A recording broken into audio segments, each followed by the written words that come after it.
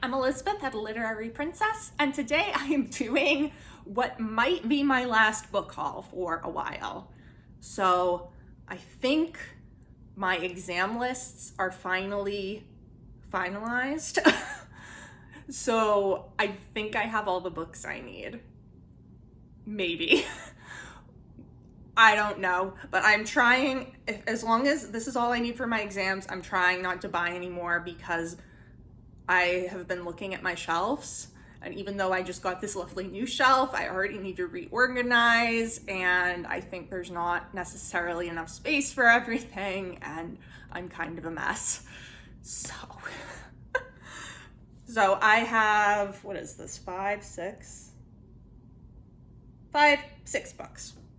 6 books, most of them are for my exams except for one that was assigned by my pastor for our premarital counseling. So let's jump in. First up, we have one for my feminist theory list.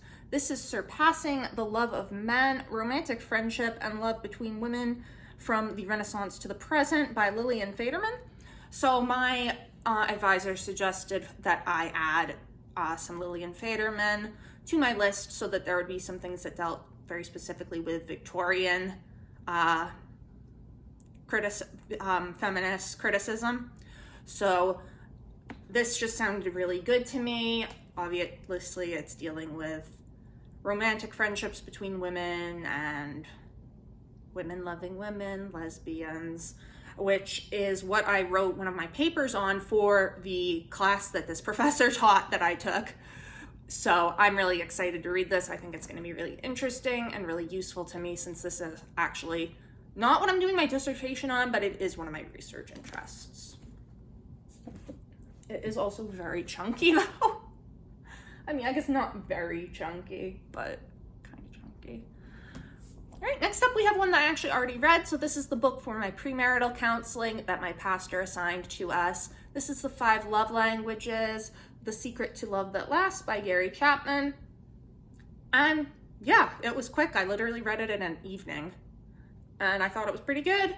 So it's about the different ways that people give and receive love. So basically there's 5 that he considers the primary ones. Quality time, acts of service, words of affirmation, receiving gifts, and physical touch.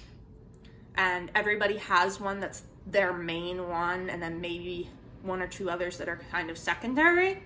And you need to learn how your partner, like what love language they speak, because that's going to, if you don't speak their love language, you're not going to know how to make your relationship strong and make them happy in the relationship. So this was really interesting. I knew about the love languages before, but it was great to read about them again. My fiance and I did the little quiz at the back, and then we talked about it with my pastor. All right, next up, we've got one for my general 19th century list. This is The Importance of Being Earnest and Other Plays by, oh my God, I just forgot his name, Oscar Wilde. Jesus. So I've read The Picture of Dorian Gray, but I've actually never read any of his plays, and I don't really know why. No one ever assigned them, so I just never read them. So yeah, I've never had to read these, and my professor was like, okay, you kind of need The Importance of Being Earnest on there. I was like, that's fair. He's like, yeah, put Lady Windermere's Fan in there too. I'm like, okay. So both of those are in here along with a few others. But those are the only 2 I'll be reading for the exams. I'm sure I'll get to the other ones eventually. Salome, and then An Ideal Husband, and A Woman of No Importance. And I've heard good things about all of those. Maybe I'll just read all of them. I don't have time for that. Stop it, Elizabeth. No, we don't have time for that. All right, and then next up, we have another one for the general Victorian, or not Victorian, it's 19th century now. And this is another one that my the chair of my committee suggested I put on there because he just thought I would like it and that it's in my interests. This is The Woodlanders by Thomas Hardy. So I already had 2 by Thomas Hardy on there, Jude the Obscure and Tess of the D'Urbervilles. but he thought that I would actually just really like this and suggested that I put it on there. So here it is, and thank God it's not too long. And apparently it has a happy ending, or at least that's what Wikipedia led me to believe. So, which, if you know Thomas Hardy, like Jude the Obscure and Tess of the D'Urbervilles are some of the most depressing books that I've ever read. So yeah, I love a good happy ending. Yay. Next up is another one for the 19th century list, and this is actually a book that I had already, but I don't know where the copy of it went, and I kind of hated the copy I had of it anyway. But this is King Solomon's Mines by H. Rider Haggard. I read this for my Gothic class, like looking at it as kind of colonial Gothic. It's kind of considered one of the first adventure novels, bit of a, like, almost Indiana Jones type stuff. I didn't love it. I also really skimmed it heavily and had read it right after news of great tragedy in my family, so I wasn't exactly in the right mind to be reading anything. So I'm gonna be rereading it. It's pretty short. I think I read it in a day last time, so we'll see what I think of it then. But yeah, the other copy I had was here, kind of like these huge.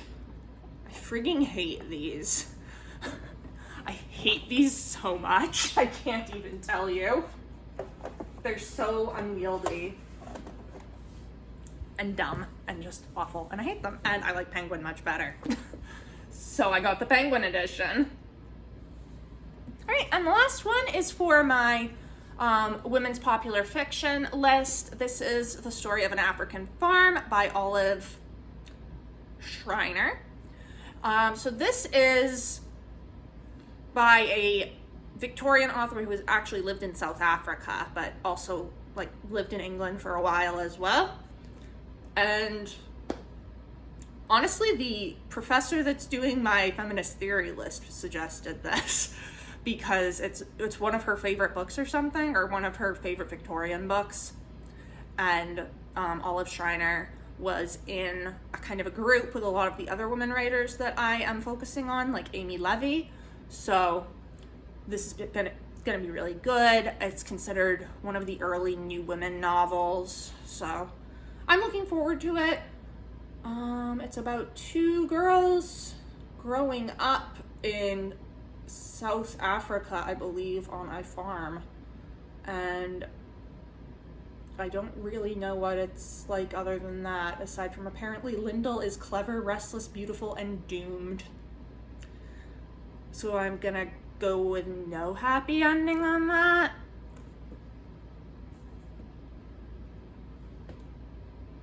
At least the Woodlanders has an happy ending.